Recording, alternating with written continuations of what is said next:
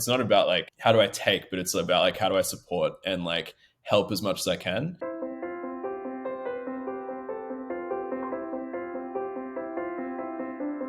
Hello and welcome to Graduate Theory. Today's guest is the head of programs at EntryLevel and he's a partner at Proximity Ventures. He's passionate about startups in Africa and writes about his learnings in his newsletter.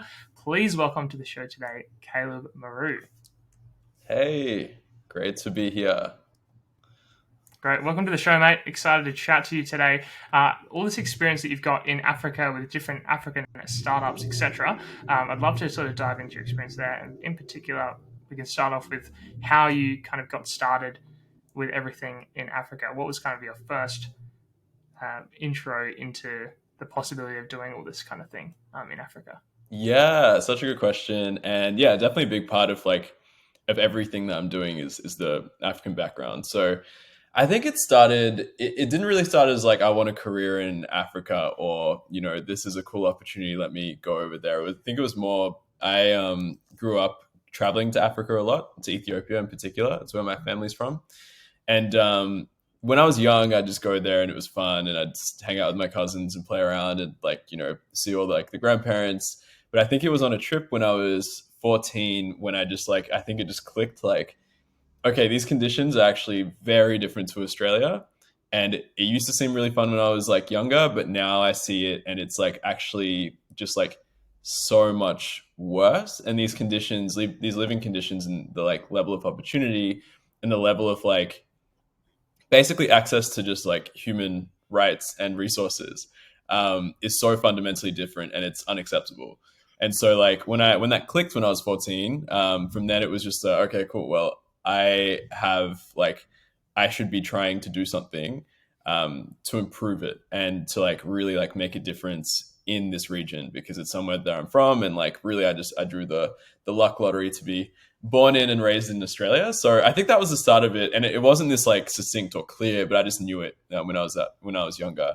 And so I wanted to do human rights law in Africa and ended up actually doing that for a while, had a stint at a consultancy, which I ended up being partner of called Maru Consult. And we did peace and security policy and economic policy across East Africa. And just quickly realized it wasn't as fast moving as I wanted. It didn't do the job that I wanted, which was how do you push the continent further? And so what did that job was when I spent time with startups. And when I did that, I realized hey, startups on the continent, they're not they're not just accessories or they're not nice to haves. They're actually solving really hard problems and turning those into very profitable companies. And so you have this really, really ambitious young population, plus now the ease of adoption of technology. And so anyone can build something online.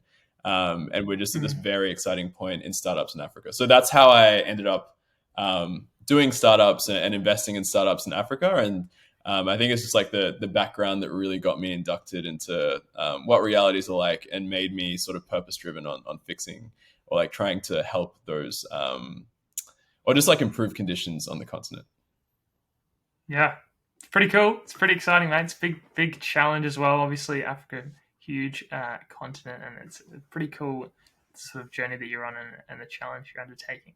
I want to ask, what are some of the biggest differences in terms of startup culture in Africa? I don't know if they're even I'm sure you'd probably be the most across this versus here in Australia, right? Is there much of a difference there? What are the things that you think, perhaps culture wise or whatever, that African startups are just they do this really well? Is there anything? Yeah, that is such a great question. Culture wise, I don't know if there's that much that's too. I mean, I think the way that they think about startups and VC and building startups is quite similar. It's definitely funnier. I think there's more founders who are who I love who are on Twitter who just say loose shit all the time, and I'm just whoa, that's wild. Yeah, I think maybe what's different is there's a few things. I think what's different is speed. So founders here, move fast and get things done, but I think maybe some of the fastest founders that I know here in Australia is kind of the standard in Africa, which is really interesting. Yeah, wow. It's and then like the fast founders there, like who we who I talk to are just like crazy fast. And like when you look at their progress, like that was like 6 months ago you started this thing, and like look where you're at now. Um, Mm, Speed is one thing, and then I think like yeah, maybe a few structural things that are different are that like in Africa, because it's a continent, right? Like you need to launch into different countries, and you try to do that fairly quickly, so you can get the lay of the mm, land and then dominate that market. And so founders are like always looking at expansion, and growing quickly. So that probably ties into speed as well. So if you have a founder, they're like, oh, we just like we're working on a launch in this country. Whereas in Australia, like you can take a while just like building in Australia and like building for the market here before you go and launch in the US. Sometimes it takes a while before you do that. So that mm, might be different. And then I think they're just like more frugal. Like I have not seen, I don't know, like most of the startups are like, okay, we're at break even or like we're profitable and they're raising. And you think about the leverage that gives you is like if you're not burning cash, you're making money. You're good. Like we invested in a startup that was like, we don't need this round, but like we just want to let some of our friends in. Like that's sort of the mentality there because mm, so many of them are doing so mm, well. They're solving like core needs that they don't actually need VC funding in the way that startups here do, where you just burn cash mm. until you're eventually like big enough and you can get like economies of scale and like and it's profitable. So those are probably the main things. I don't know if that speaks to the culture or like just the conditions there and the way that like startups on the continent raise and think about building, but yeah, it's a fun place. It's super fun.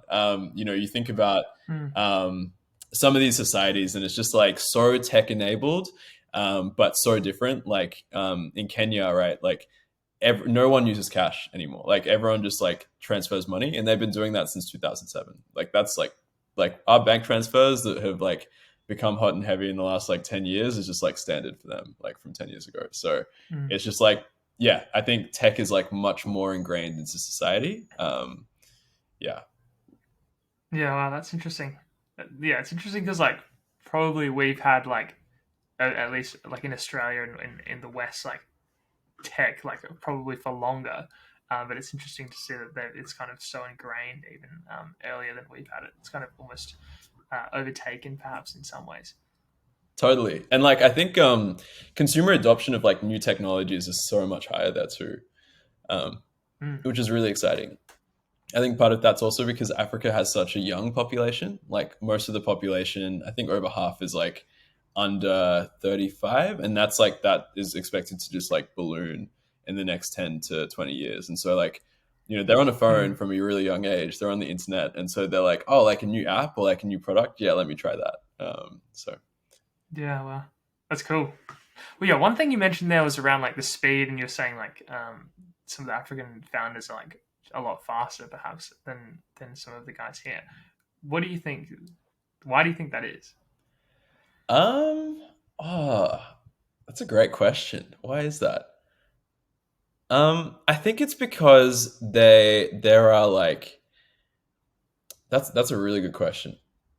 Uh, Let me think about that. I don't want to like Do you think it's like offend yeah, Australian that's okay. founders. Yeah, yeah, no, no, no, yeah, yeah. But do you think it'd be like, is it like a, do they just have more drive and it's kind of personality driven, or do you think it's more of just like there's just more like things that can be done, so it's like almost easier to kind of just do stuff like from a more like in a more practical sense? Like, would it be Mm. either of those, or is yeah, Yeah. yeah, So there's a few threads here, and like none of them are conclusive. So like in Africa, about 23% of people in Africa have their own business, right? And so that's how most people survive and live. It's because there's like literally just not enough jobs, so you just start your own thing and you sell, right? So that's like it's just so Mm, embedded. Like entrepreneurship culture is not just like it's not like going from 9 to 5 culture where like now we're seeing a shift of people being like, I want to work my own hours or I want to start my own thing. It's like, no, like everyone's been starting their own thing forever, right? That's how you make it. And so being able to do that with mm, technology, it's just like that on steroids.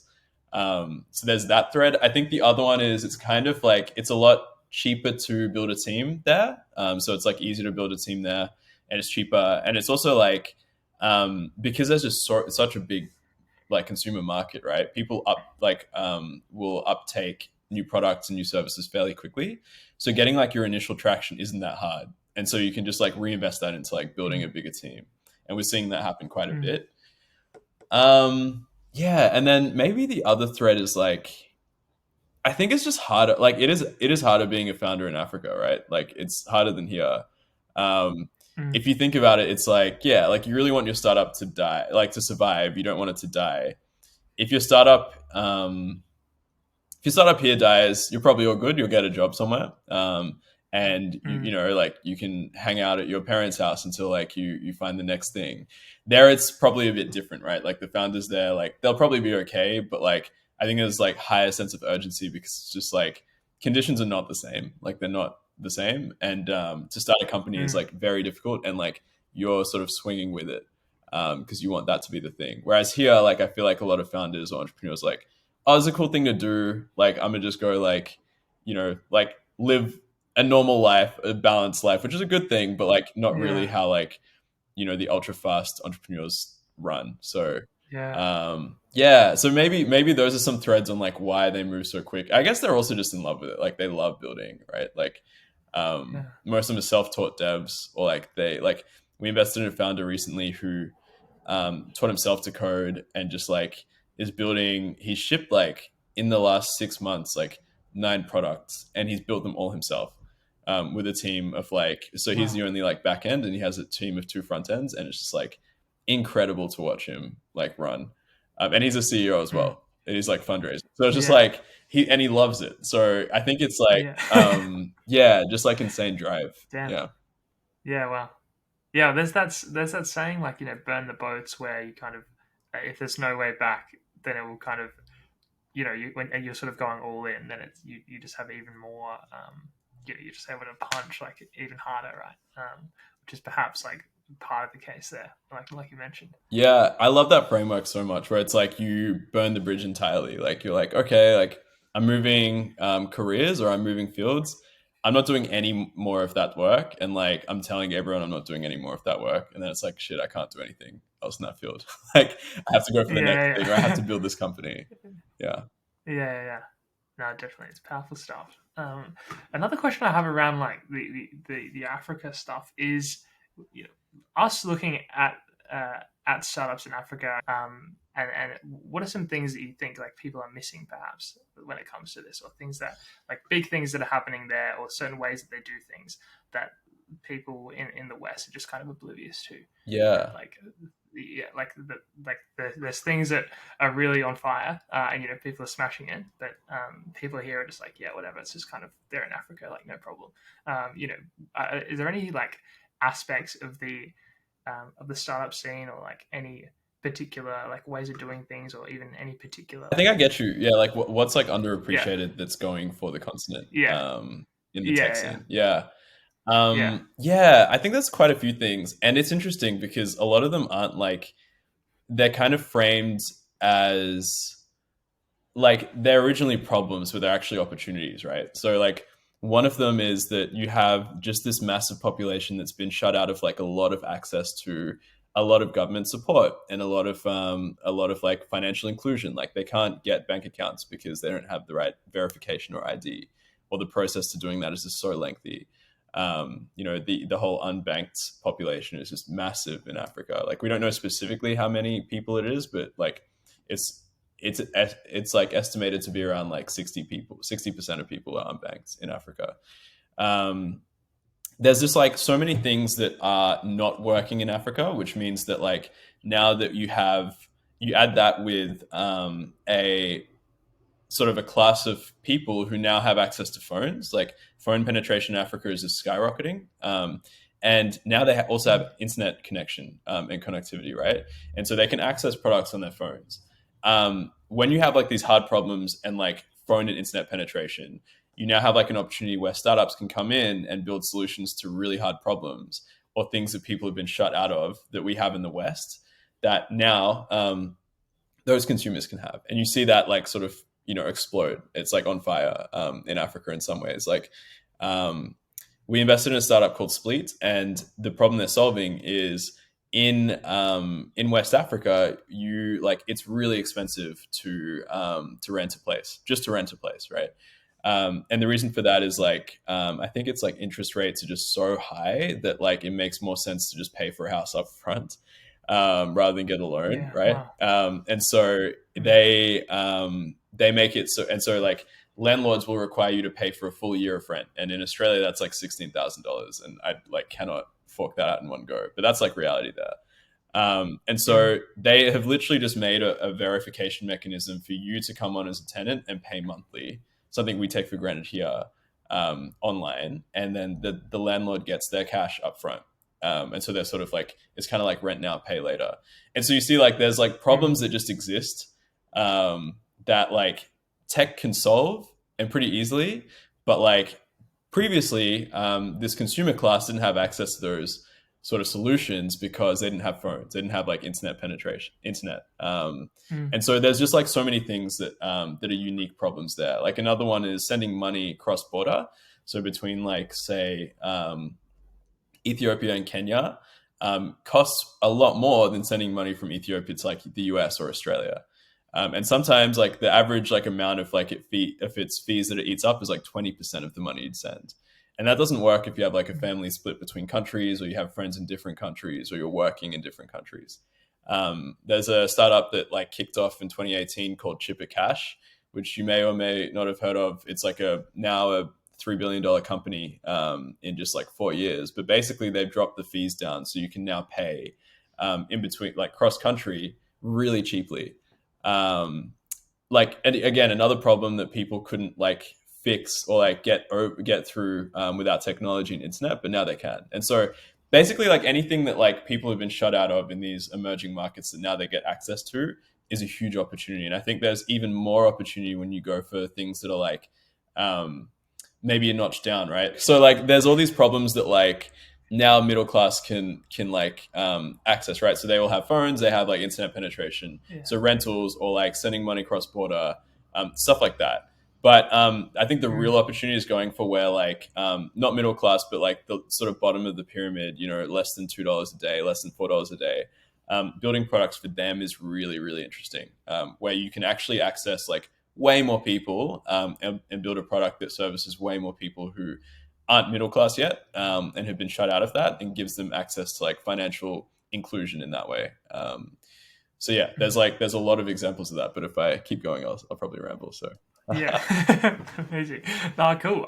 I'm interested. Like, yeah, you mentioned there's sort of like high interest rates to get a mortgage and whatever. Interested to know like your perspective on the role of like governments and like central banks and things like that in Africa, because I guess the perhaps a stereotype is that there's a lot of corruption and mm, like this kind of stuff that kind of prevents a lot of growth in these areas, or like someone might try and do something cool but then someone in the government like doesn't let them do it or whatever. I feel like perhaps that's a stereotype, or you certainly at least I feel that at yeah, least I've heard stories like that, right? And I think that's not unreasonable to say. yeah. But what do you think the role is there? And like, how have you seen that like change over time? And has it progressed better? And do you think it's like what can startups and companies do to kind of support that situation? Yeah, for sure. That's such a good question. It is a stereotype, but I think like it makes sense because we have had instances where it's been crazy like that, where like government's been like, oh, Mm. you know what, like we're turning off the internet for a month, like that happens. And like those are just like really, they're fairly big problems for founders, especially ones that are building in multiple markets. It's also part of why like a lot of founders are like, we need to get out of just one country, we need to be in multiple. So it's a fair. Mm. It's like it is a stereotype, but it is fair. Like it's founded in like what's historically happened, right? I Mm. think that it's a risk, and we do need government on board, like for societal change. Like if we're going to push a whole continent forward, government needs to like be working alongside tech and supporting tech rather than fighting it. And we have some examples of where that's happened, like Kenya, for instance, and like allowing Safaricom, which is like a massive telco provider, to use M-Pesa and get started on that in Mm. 2007. Like really pushed it forward as a country, and their economy has done like a lot better than a lot of their neighboring countries. Rwanda is also an example where Kagame, the president, was just like we need to rebuild, and so we're going to build up our tech scene and our sort of infrastructure and make sure that this is a hub for like tech. So we're seeing it work the other way, where like governments are collaborating. I think that we do need government on board. I do think that some of the best tech like moves too fast for government, and that's kind of my hope, is that like great technology and solutions to really big problems move so fast and grow so quickly that they hit mass adoption, and then like governments can't really mess with them. We've definitely seen that happen Mm, with like Facebook and Amazon and Google. I would love to see that mm, happen with more African founders who are just solving hard problems. I don't know if that's true though. Like, I guess we'll see. But I do really hope that like tech that's solving like fundamental problems can sort of like sidestep government until it's big enough that you can't remove it. And you look at M-Pesa, for instance, in like in Kenya. If you remove that from Kenya, Kenya would be in a lot of trouble. It's like what the country runs on. So like, mm, um, yeah. yeah, Yeah, cool. No, that's exciting, and yeah, good. Like that was a great a point there about sort of companies in the West like going faster than sort of the government's able to yeah, kind of keep them down. I think yeah, I agree. Hopefully that we can start to see more of those examples in Africa as well. Um, one more question about Africa for you, and perhaps more of a personal question. I mean, what have you like? What has been your personal like some of the biggest learnings that you've learned from operating there and seeing people work there? Is there anything that you personally have kind of taken away from being a part of it? yeah. That is a great question. What have my biggest learnings been? Um, I think it's just like, yeah, I don't know. Like, it's kind of hard to put to words, but it's like maybe a few things around the sense of community there, like and I think that speaks to Africa as a continent and like the different cultures in Africa, where like it's mostly like hospitality and caring first. Like that's like one of the first things that matters. And so I see that with like the founders I talk to and the people on the continent and the people who are building on the continent. It's all about like, how not it's not about like how do I take, but it's about like how do I support and like help as much as I can. I thought that like that culture was Mm, sort of limited to just my family, and I feel like that's just been replicated, but like in my interactions with people for work. So that's really cool. That's been really mm, cool.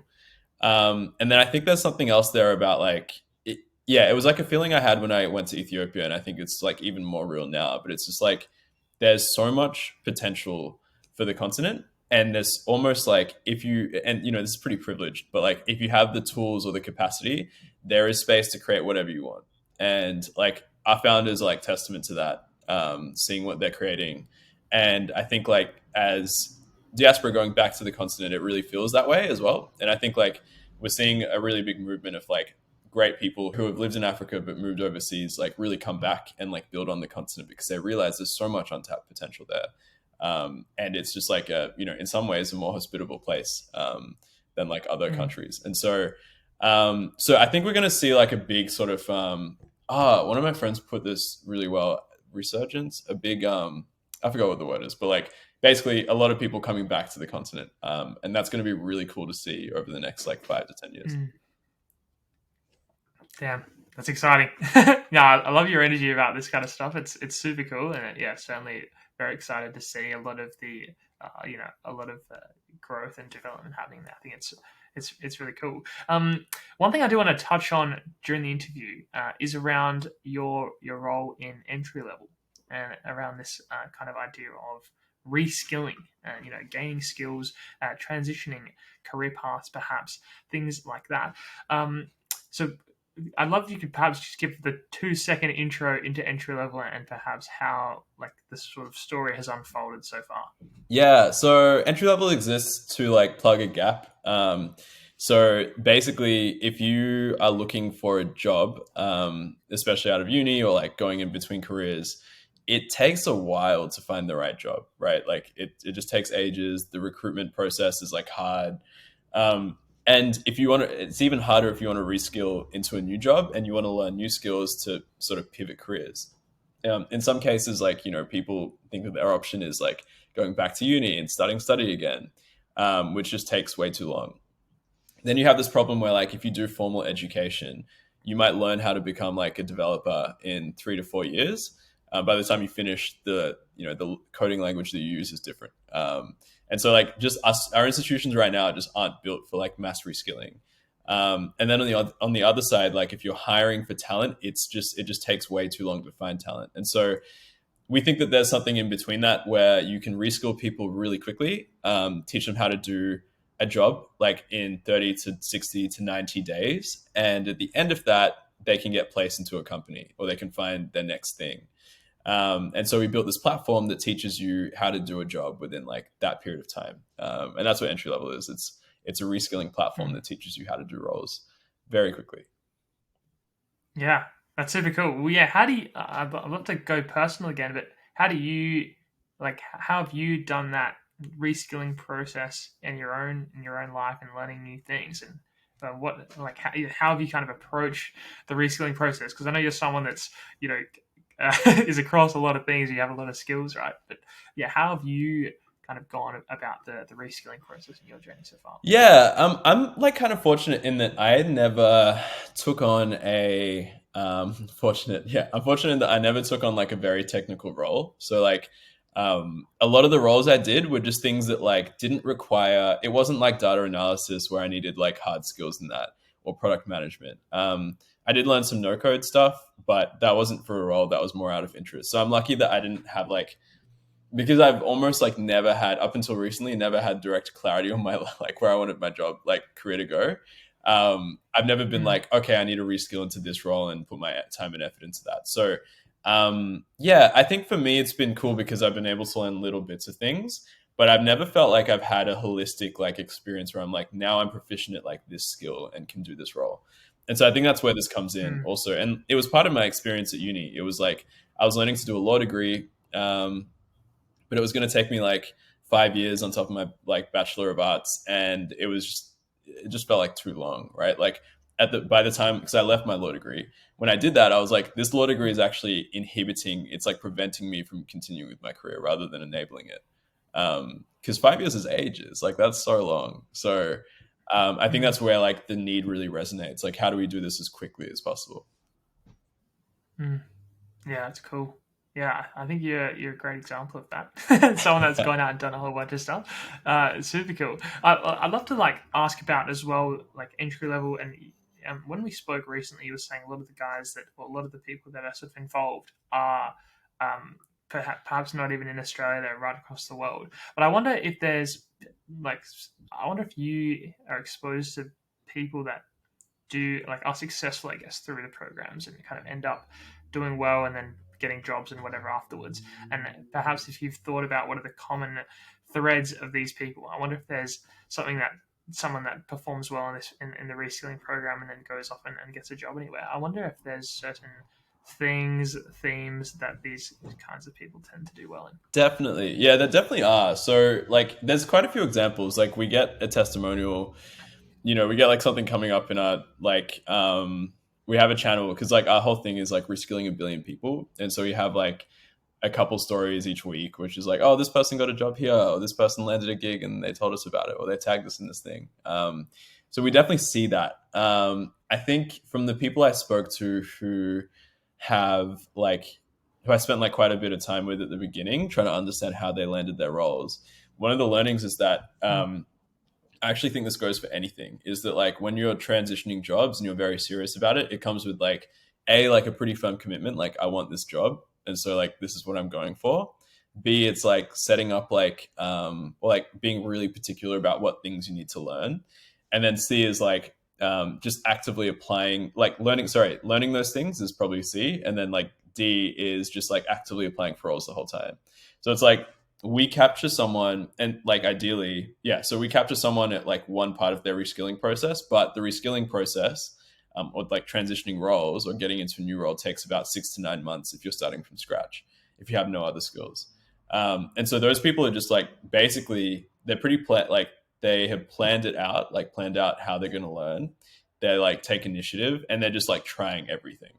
I think the same thing goes for like if you're starting a company or like you're trying to build something from scratch. It's like you just need to relentlessly try and throw like darts at the air until something lands. So I think that's like what comes in common. Like that's what's in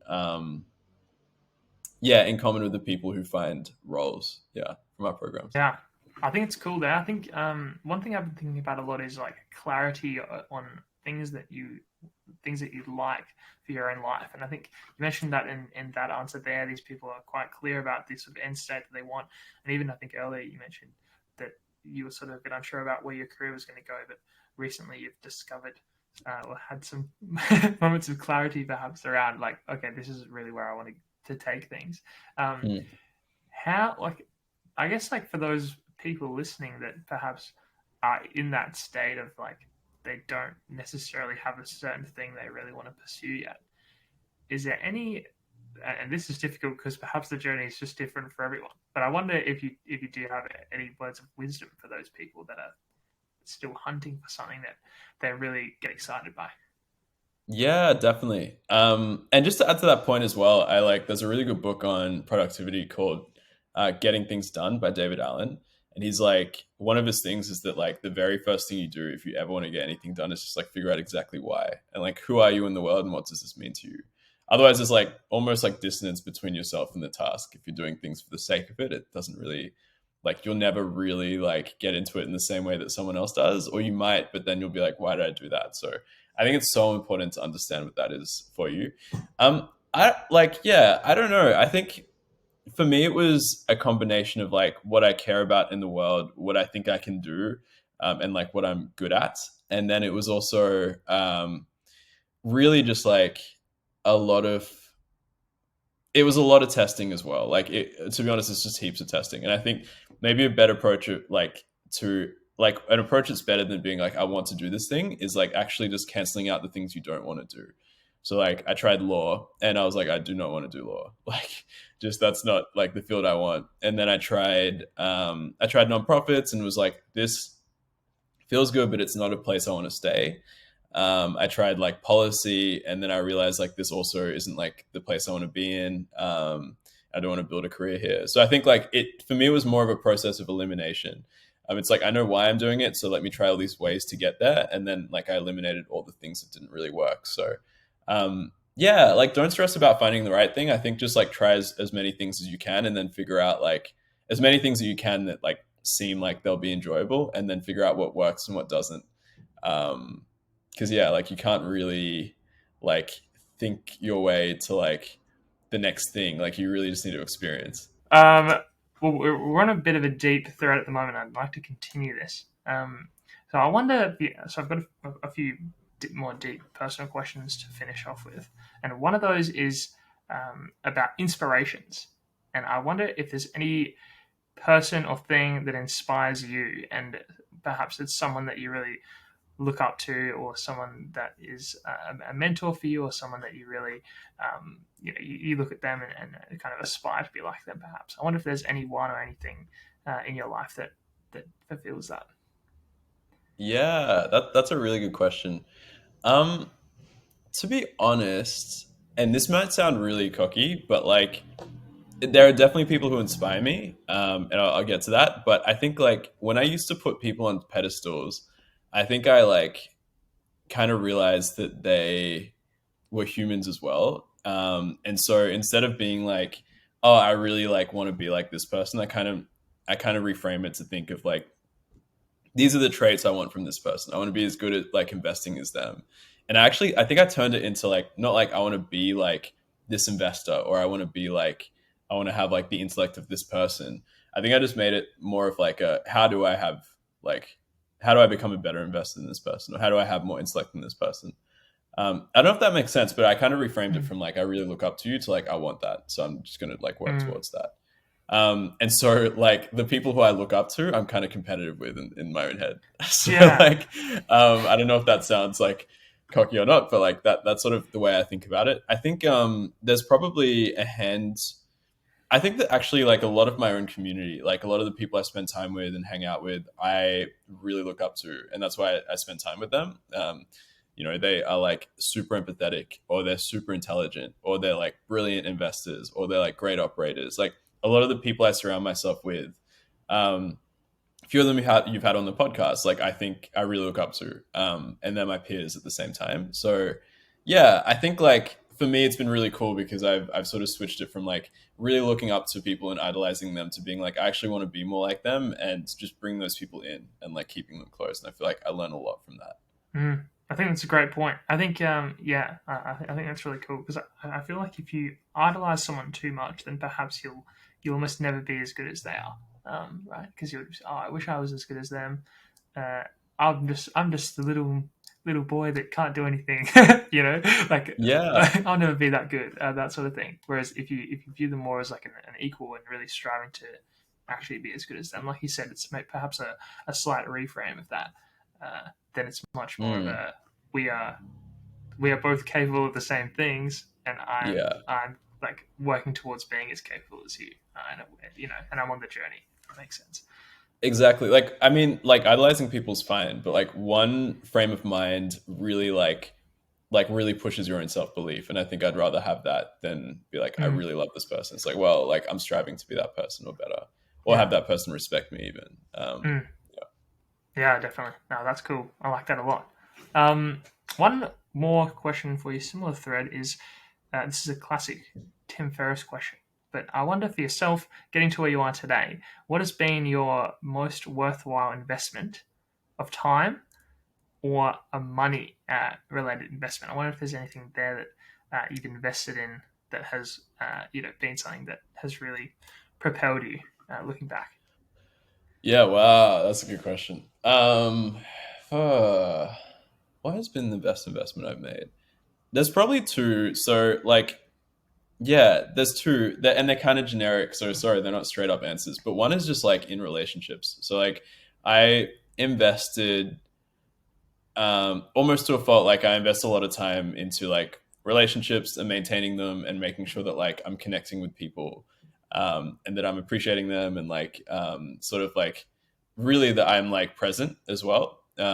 So I think that in itself is has been one of the best investments because those relationships like bring about like amazing opportunities. Like a lot of the opportunities I've had have just been from people I've known or people who have just like really appreciated that I've given them the time, or people who I've like sort of given as much as I could to. And so those relationships in general have paid off a lot. And it's just like bought me sort of like people who back me, and like really support me and who I really want to Mm, support as well. So I think I'd just say like honestly my like group of peers and like and people I work with and yeah, my network is really like one of the best things you can invest in. And then yeah, I guess like the personal side. So one of the best investments I've made and like one of the best systems I've had. There's probably two. So like one is one is this system called Elephants, which is like a group. You may have heard of it, but it's like, have you heard of it, James? no, Oh, I have okay, cool. not. No. A lot of the tech scene is like familiar with it because Okay. yeah, there was an article on it that got pretty big. But it's basically a system where you have a group of people and you catch up every week to talk about how you went basically in your week, and you have goals that are like personal. Sorry, you have like professional. Um, Physical, financial, like career, like all these different goals that you set, and you set them like 10 years, 3 years, 1 year, 3 months, 1 month, and then like you sort of do these weekly reviews. Mm, And so that long-term view is just like it just frames your goals, right? And so you have mm, this thing where it's like, okay, that's my 10-year goal, and like this is how it feeds in. And that weekly accountability with those people who you really trust is just like, no bullshit. Like this what happened this week. This what I struggled with. This what I'm like thinking right now. That support network and that group of people that I do it with, um, are just like amazing. And that system has just meant that like it's not just me who's invested in my goals. It's like my team. like, yeah, yeah, yeah. and if I don't do it, I'm not disappointing myself. I'm disappointing the guys. So like that Mm. has been one of the best investments I've made, for sure. Like, yeah. Yeah, that sounds so good. Like, yeah, I would participate in one of those in a heartbeat. I think because like I feel like one of the hardest things is like creating a long term vision for yourself is quite hard, and I think breaking it down to like you said the yearly, monthly, whatever sort of breakdown makes things you're sort of turning the dream into things you can actually do.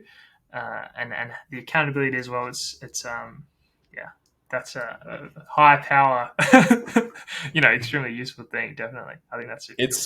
so accountability is like scary how high powered it is. It's just Mm. like if you have accountability on something, it just makes you do things. That's why I only turn on the accountability trigger like when I know I need to do it. Otherwise, I'm like, nah, no, I don't need that yet. Yeah, yeah. Yeah, that's super good. Damn, I like that a lot. Yeah, there was. We haven't got much time left, but there was this one TED talk.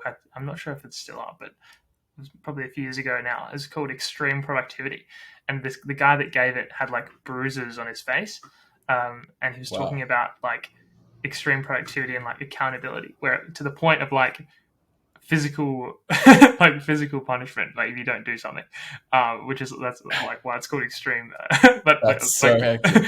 the guy had gone and done like some pretty cool stuff, and obviously giving a TED talk as well, which is pretty cool. But yeah, Yeah, interesting TED talk. I'm not sure if it's still up, but I remember seeing that. Obviously that's extreme. Don't don't do this at home, sort yeah, of thing. no. Anyway, that just I just remembered that while we were talking. But anyway, sidetrack. Now we're right at the end now, so I've got one last question for you, Caleb, and this is a question that I ask all the guests, and it is: if you were graduating or perhaps quitting university early again, like this time, like again now, right? What advice would you give someone that's kind of at that stage in their life? Yeah. Um, hmm.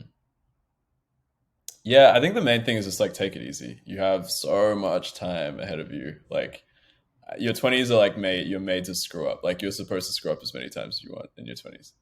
And it's cool, like, because you probably like I don't know. I think here is like there's quite a lot of safety, right? Like if everything goes wrong, you can probably get a job somewhere, or like you might have a support network to help you out. So don't worry too much if things don't go well in your 20s. Like it's meant to be kind of shit and also like really fun.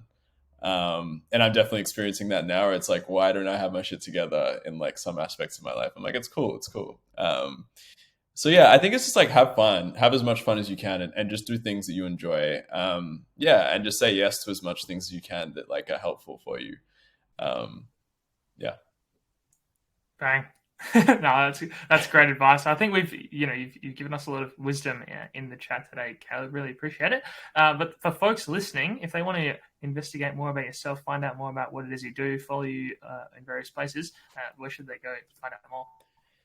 yeah. So I share a lot of like what I'm up to in Africa on LinkedIn, which is just like Caleb Maru. Marucaleb, Caleb. And then I should post a bit on Twitter, so that's also Caleb Maru. So Nice. Get around it, folks. No, it's been fantastic having you on the show today, Caleb. Really appreciate you spending some time with us. And yeah, we'll catch you around soon. thanks, James. This was super fun.